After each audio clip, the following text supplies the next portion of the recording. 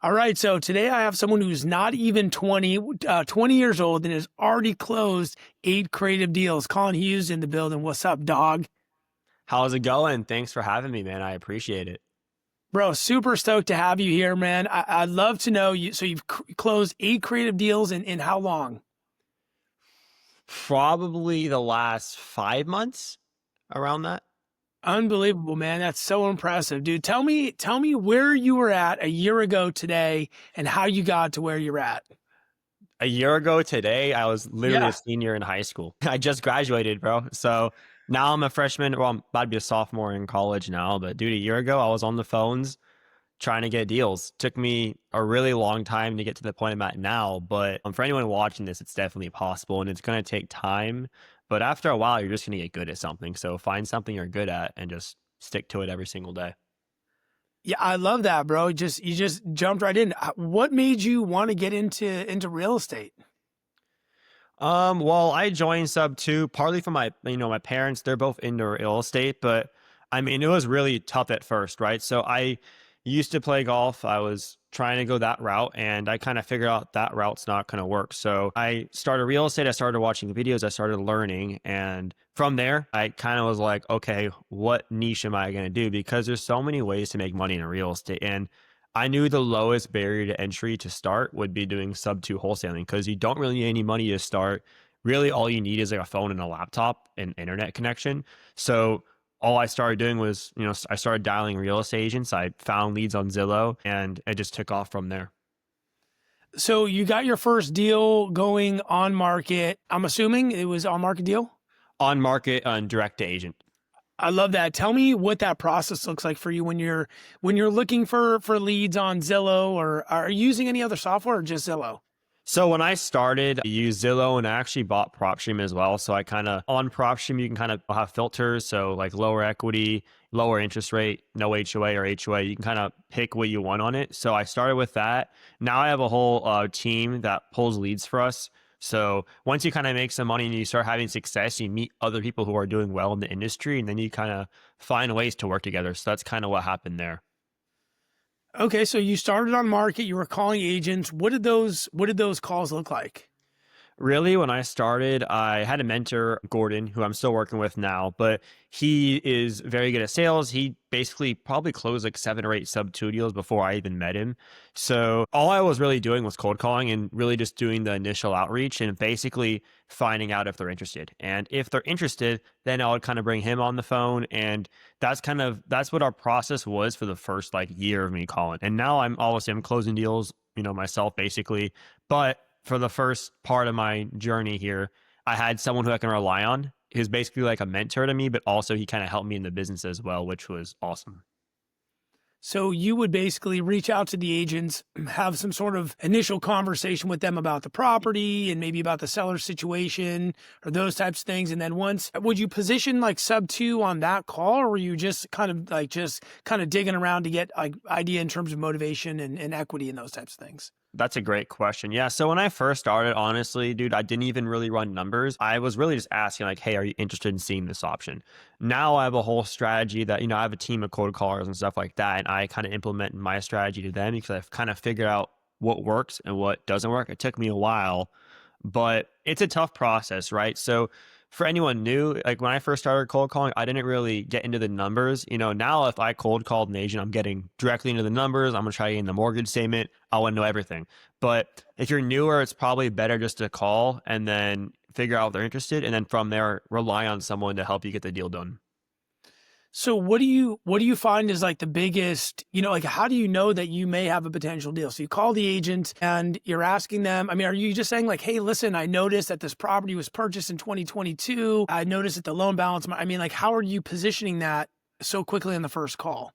Yeah, like now, if I'm cold calling, basically, I have many different strategies, and basically, what I do is I base what I say off what the realtor says. So if you listen to someone else talk, you can get a lot of information that you wouldn't previously have. So I would kind of figure out what the problem is, and obviously, I'm trying to solve the problem. But let's say they were interested. Let's say they want to hear a Sub 2 option.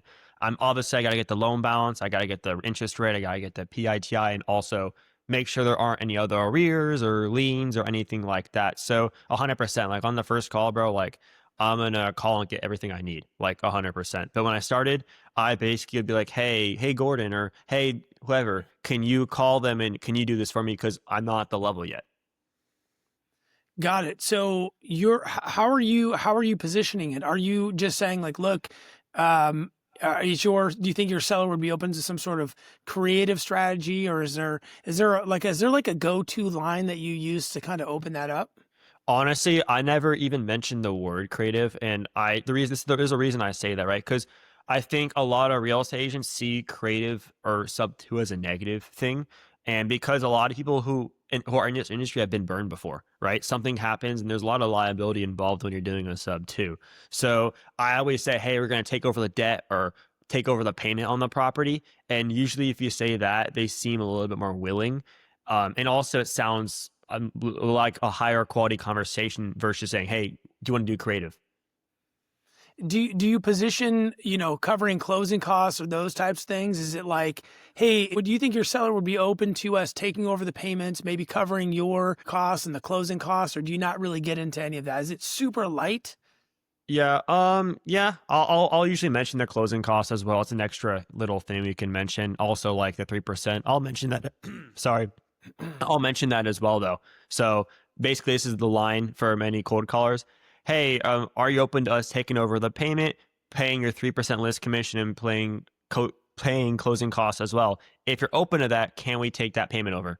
That's, I mean, most of my cold callers, that's kind of the script, or that's kind of what they would say. And then if they say maybe or yes, okay, that's when I can come in and try locking it up. Yeah, I love that, dude. I find that with a lot of closers, there's always like one go-to line that like gets them, to where like it transitions the sales process. So that's pretty awesome, brother. Tell me about your first deal, man. I want to back up a little bit. So you decide to join Sub Two, you hook up with this mentor, you're making calls, you're calling Zillow listings, and then like what happens? You get somebody who says, "Yeah, I would be open to that." What were you thinking at that point? Yeah.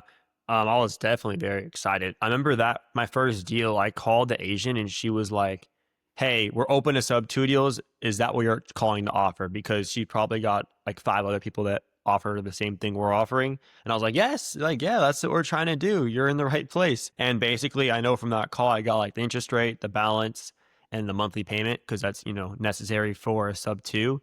And I'm like, I talked to my guy. I'm like, "Yo, can you handle this from here? Like, I have everything. Can you lock it up?" And luckily for us, he's very sophisticated and he locked it up. But really, it was definitely lucky because there were like five other sub two offers on this particular deal.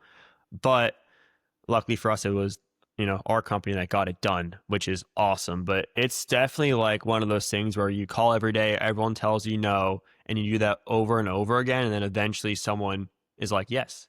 So that's what happened for me, 8 months down the road after I started. When you got that yes, were you like, crap, yes? Did you just say yes?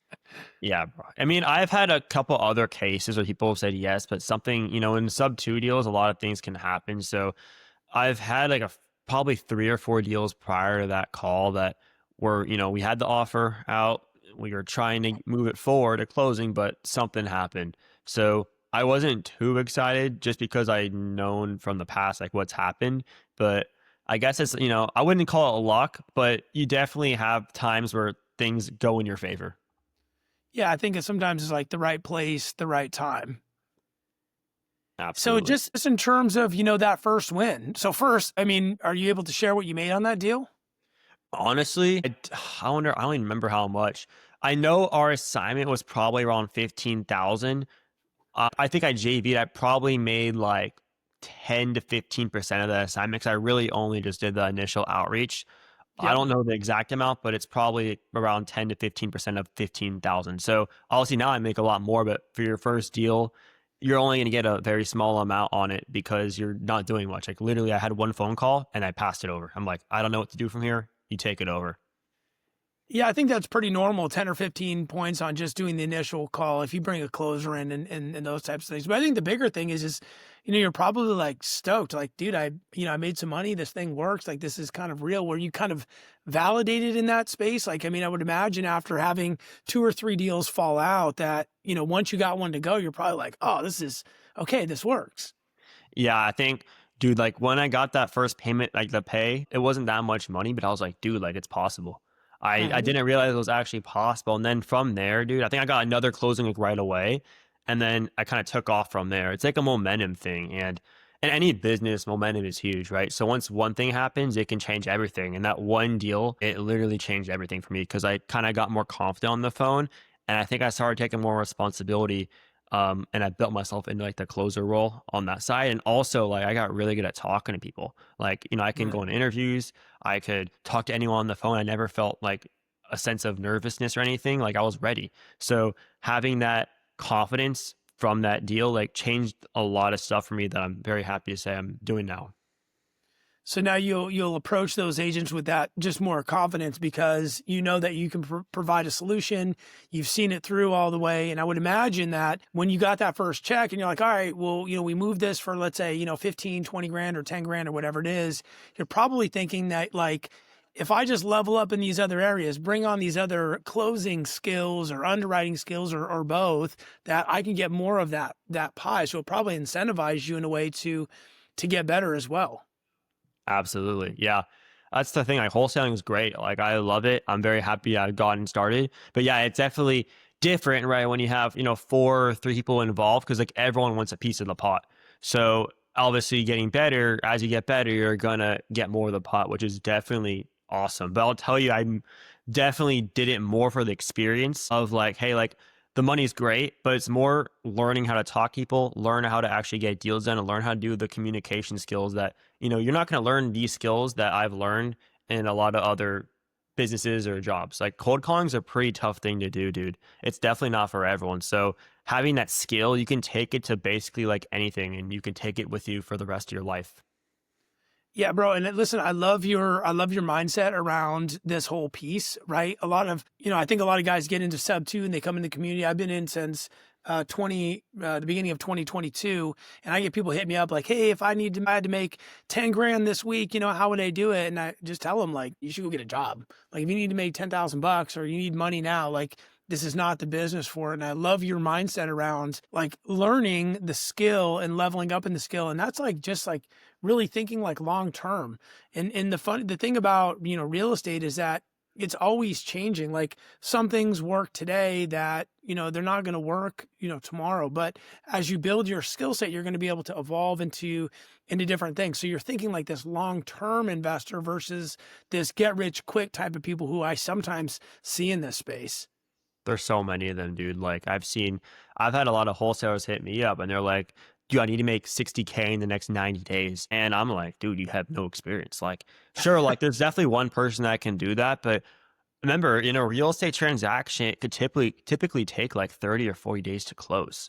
Like it's not like you're gonna make a deal and close next week. Usually it's like there's at least for the on market stuff, like I'm not really doing foreclosures, like in straight on market direct to agent, it's gonna take between like 25 and like 45 days to close typically. So even if you have a deal, you need to get help on that deal. So you're not getting the full pot. Plus you gotta close on the deal successfully, find a buyer, and then you finally get paid something. But it's not like a quick scheme where you're going to get paid, $10,000 in a week. That's just not reality, especially in this industry. I'm sure if you have experience and you have good sales skills, there's definitely a way you can get into high ticket sales or another industry. And I'm sure that's possible if you have experience. But with no experience, you're not just going to make $20,000 all of a sudden.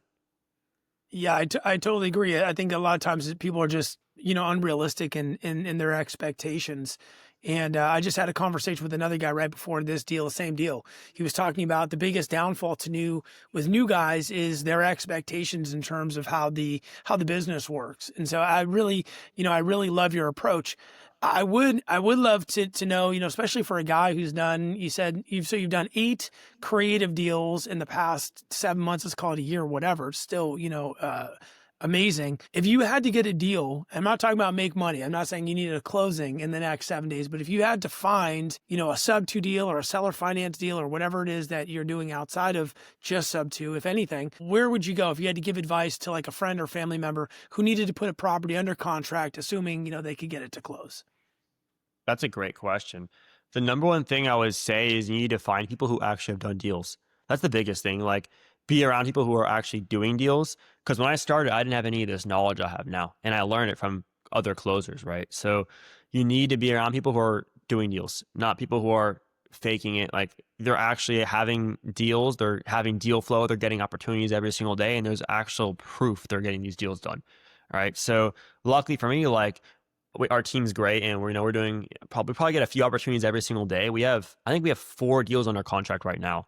So it's like we're really picking up pace. The last few weeks has been great. But again, it's more for the experience. Like obviously if you need to make money now, it's probably best to get a job or get a sales job or get something where you're getting guaranteed money, not this where you only get money if you close. Because what you should do is learn this, take the experience out of learning from other people who are successful, and then just start your own thing if you want. And then from there, you're going to get bigger assignment fees. And if you have the experience and you know how to, pitch the Subto stuff and you know how to write contracts up and you know how to find a buyer, you can make 10 or 15 grand on a deal, but that's not just going to happen all of a sudden. We mentioned this earlier, but it's totally true. That's not reality.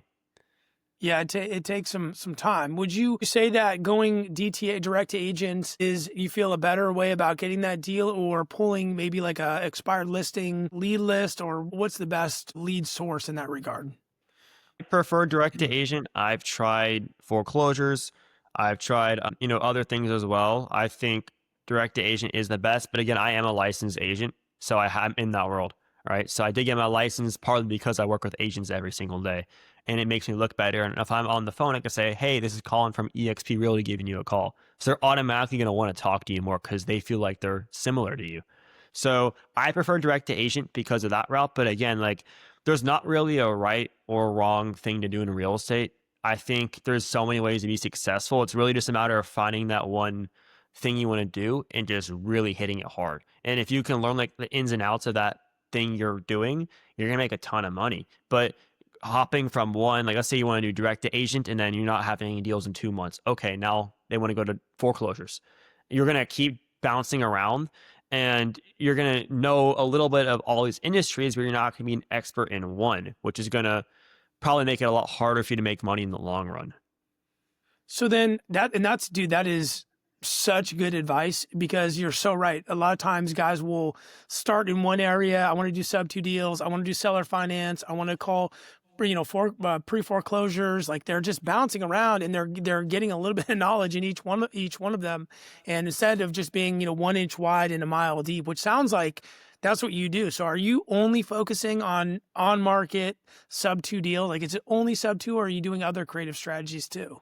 Yeah, we dabble with like the seller finance stuff, but it's mostly Subto because it just depends on what your buyers are looking for. Like, Pace says this a lot, like you have to find what your buyers want first, and then you start doing the outreach. That's super important. So that's what I have done. Like I think I maybe have 9 closings now. It's 8 or 9, but on all those deals, they're all sub 2s. They're all little, no equity. That's what I feel like I'm better in. Seller finance is good too, but I think the problem that we are having is people just want more as a down payment. If you do like the 0% down or like even 10 or 15, it's too low for these sellers. It's not incentivizing enough. So until we find a better model that works and we have buyers that want to do that model and purchase that, then, for now, we're just going to stick with the sub 2s.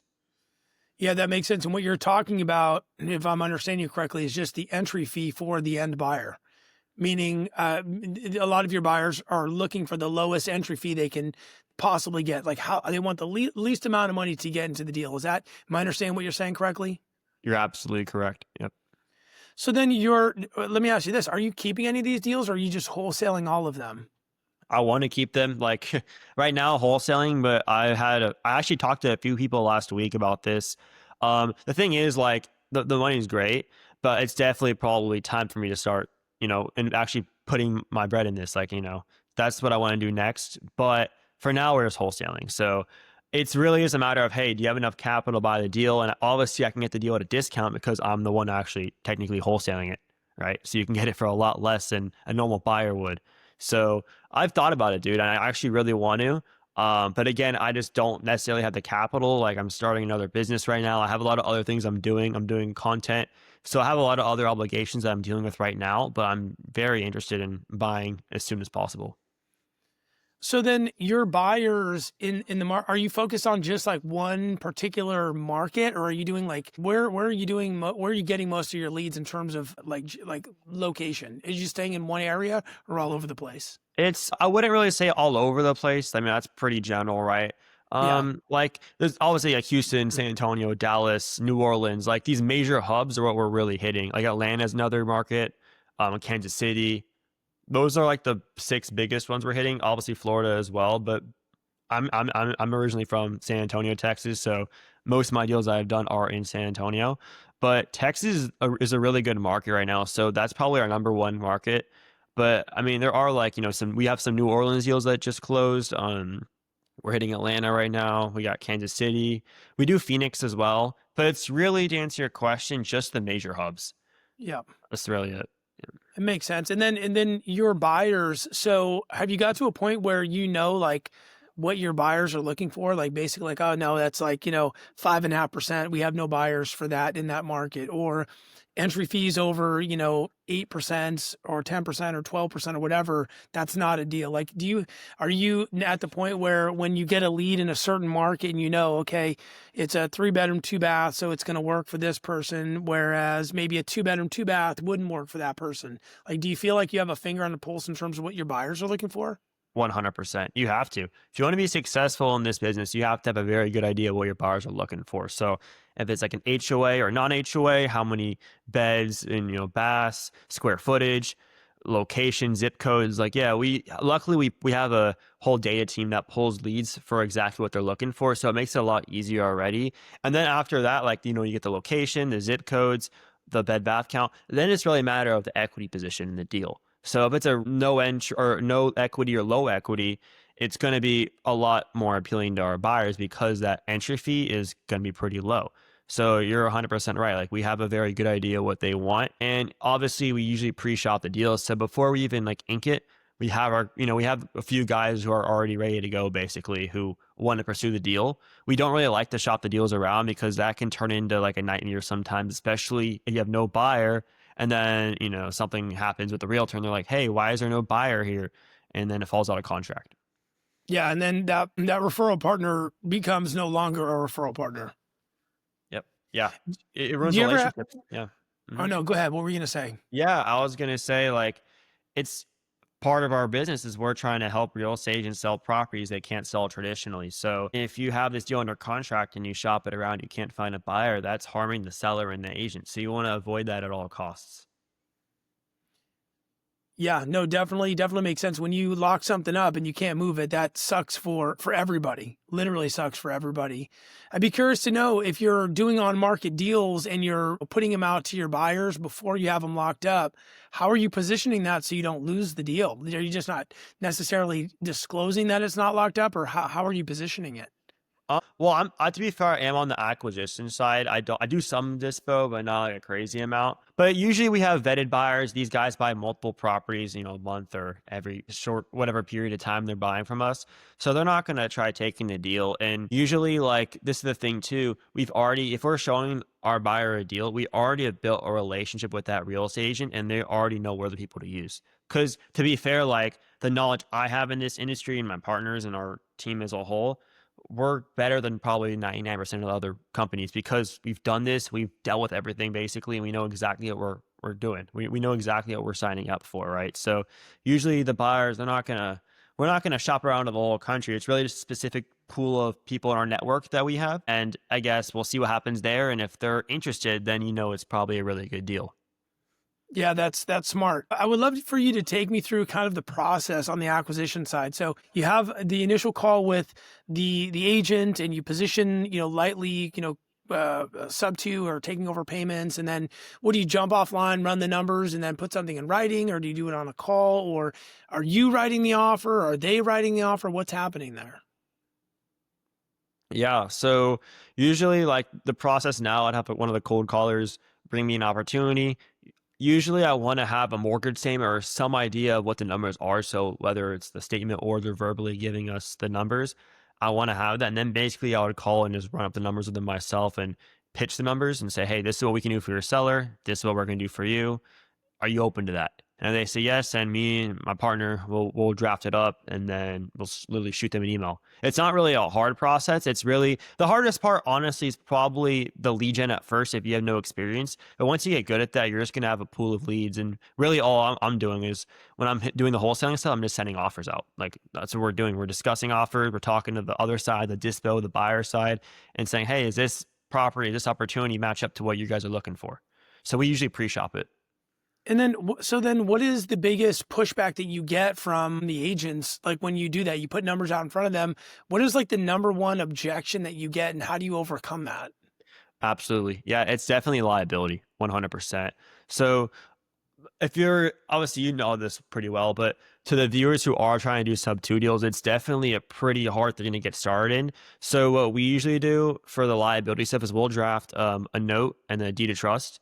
And basically it's our, I guess you can call it a document that secures performance. So we draft those up and basically the title attorney is going to draft those up. And basically what it says is, hey, if there's a mispayment, if something happens, that deed of the property would go from us back to them if there's a mispayment. So usually if you have that and it's in writing, agents will be like, okay, that's at least something. Also, if you're good on the phones, if you know what you're talking about, they're not going to really want to question you because they're going to trust you. You have to build that trust. So it's really not a hard objection. Like you have a few, like there's, debt to income, liability. There's like a refinance thing sometimes. There's a couple others, but the biggest one is definitely liability. Like people don't want to have that mortgage under their name and have to worry about someone else paying it. Yeah, definitely makes sense. So one of the things that really strikes me about you is a couple things. One, it's clear you're really smart, but you also know the product really well, which is really impressive. It has nothing to do with your age. What it tells me is that you've studied it. So like you've learned the product, meaning, the sub two deals. And I think as a result of you just knowing in depth what this is all about, you come across very confident. And I think that's really important because when you're having conversations with agents and they're feeling like, hey man, I need to protect my seller, and the seller's like, hey, I need to feel protected.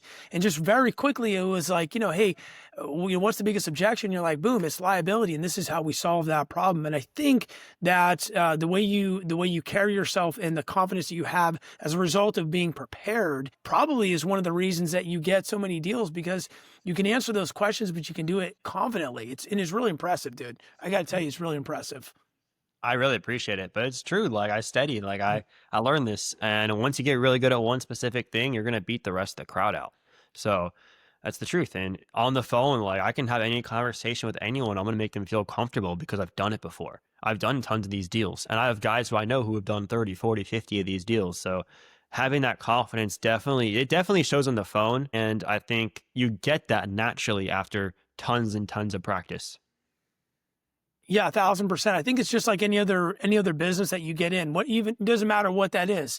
It's like if you're working at Subway, the first Subway sandwich you make probably is not so great. But after making sandwich after sandwich, pitching time after time after time after time, staying in it, just sitting and staying in in the stuff and having the conversations, having the awkward conversations, having agents tell you to go screw yourself and that you're this or that. It's like sitting in that for a period of time. It's how you get good. And I think a lot of people, what they do is they give up too soon. They don't stick with it. I mean, you said that it took you, I think like 7 or 8 months to get your first deal. But then right after that, you're like, I got my next deal right behind that. And you carried that confidence. You're probably talking different and talking better to those agents because you went through all the stuff, bro. 100%. And that's the thing, like, I see these people maybe 3 or 4 months down the road, they're like, dude, gosh, Colin, like, I can't do this anymore. It sucks. And I'm kind of like, keep going. Because once you get that one deal in any business, whether it's wholesaling or any sort of sales, usually that confidence you get from it can lead to 2 or 3 others. And that can literally change everything. Because once you have some money and you're made something from it, you can start other things. You can invest in yourself, which is going to make you more money. So that's why I think if you're trying to get a degree, for example, it takes 4 years. So if you are, 6 months down the road and you still have no money, it's kind of like most people are going to college for 4 years and you're here 6 months complaining. That's a really clever way to look at it, because what you're actually doing is you're learning and earning at the same time. Your college is the school of hard knocks. It's picking up the phone and dialing, dude. So again, really, really stinking impressive. So I'd love to know. So you're just right now you're doing Subto stuff. You mentioned you have some other things going in terms of businesses and those types of things. What is one, why are you pivoting away from, or maybe creating other avenues instead of just doubling down on what's working? And if not, what does that look like? What are you getting into now? Absolutely. Yeah. So I think I love wholesaling and I have a ton of good guys I'm working with, but I want to not only learn other skills, but get into other industries because real estate's great. I feel like I'm still learning real estate. I have great people, but now all the experience in sales I have and the experience in helping people, I kind of wanted to switch industries. So what I'm doing now, and I'm kind of getting this started, I'm starting an AI advertising agency and like a marketing agency. And basically I'm going to help small businesses, online businesses, and actually realtors as well promote themselves and put their names out there and actually sell things. That's the next step. And obviously, we've probably generated about $200,000 in assignment fees in the last 8, 9 months in our company, which is awesome. But I can take these skills and bring it to this other industry and still help people and help them make more money. Because in reality, if you want to make more money, you have to help other people make more money. But I do love wholesaling. I am going to still do wholesaling 100%. But I just want to take my knowledge and the stuff I learned from this industry and bring it to another industry. I think my biggest problem with real estate is like it takes, 30 to 45 days to get paid sometimes. I'm impatient. I want to get paid immediately. So I want to help people as fast as I can. I want to have all the systems in place to help people. And when they want the help, I can deliver and then I get paid in a result and also help them. So that's the next step. I'm still trying to figure it out. But for any realtors or small business owners watching this episode, my stuff will be in the description. I can definitely help you guys if you need. So it's great. I love wholesaling, but I am taking my stuff and trying to learn another skill and help people with another skill. Well, yeah, bro. I mean, it's clear that you're young and ambitious. You speak well. You're smart. I think, no matter what you do, you're going to win. I just, you've got that, bro. You've got the thing, man. So it's going to be exciting. It's going to be exciting to see what things look like for you over the next 12, 24, 36 months. I'll definitely be following along. I'd love to know, like, if, a lot of the people who listen to this are on my YouTube channel or whatever, or listening to the podcast, a lot of them are new guys and they're just getting into the business. You provided like a tremendous amount of value, I think, to these guys, especially people who want to get started, doing Subto deals. But I'd be curious to know if they wanted to work with you and JV with you on that side of the business, how would they get a hold of you and what do they need to bring to you, right? Because, is it just, hey, I talked to this agent, they might be open to it. Like, what are you looking for in terms of JVing with people? And are you even doing that? Absolutely. Yeah. So one thing we're doing that my team is helping me with is I'm making a website, jvwithcolin.com. So that's going to be up soon. Hopefully by the time this episode is posted. But I have all my social medias and stuff too. So if you do have a deal, like on my Facebook, my Instagram, my YouTube, like you can definitely reach out to me and I can definitely help. So again, I am doing wholesaling still. I love wholesaling, but I am taking my stuff and my knowledge into other industries because I feel like I can help people in those other ways as well. So yeah, I can definitely help with deals. We have a very good team. Everyone's very sophisticated. We do tons of them. So if you are new and you have a potential opportunity, we could hop on a Zoom or a call and discuss that and see if it's a good fit for our end buyers. I love that. And the best way for them to get a hold of you is going to be JV with Colin. Is that JV with so jvwithcolin.com. It's not up yet, but the team is working on it. So that's one way. But also you can just DM me on Instagram or just like Facebook. That's probably easier as well. And then we can hop in a meeting and see if this deal is a potential opportunity. okay, rad? And then your IG handle, what is that? Just your name? It's the Colin Hughes. Someone took Colin Hughes, so I had to put the in front of it. But yeah, yeah. I get it, bro. I get it, man. Well, listen, brother, I appreciate you jumping on here today, man. It's been awesome, hearing your story. And I love to see, young, ambitious guys winning, bro. So I'm in your corner, man. Thank you for, blessing us all with this time, bro. Yeah. Thank you so much for having me, Johnny. I appreciate it.